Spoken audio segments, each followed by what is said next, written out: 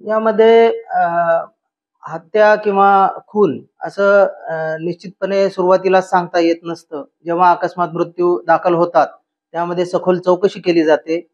संबंधितांचे जबाब नोंदवले जातात.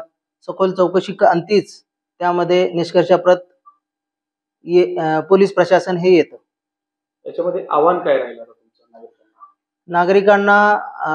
आमचं हे आव्हान राहील की अशा प्रकारे जे काही प्रसार माध्यमांद्वारे जे गैरसमज पसरवले जात आहेत, त्यावर विश्वास ठेवू नये.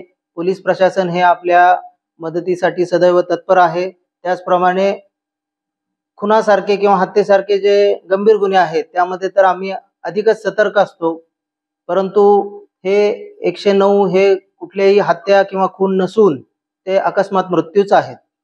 काही प्रसार माध्यमांमध्ये अशा चुकीच्या बातम्या येत आहेत. नक्कीच आम्ही त्यांना नोटीस देण्याचा आमचा मानस आहे.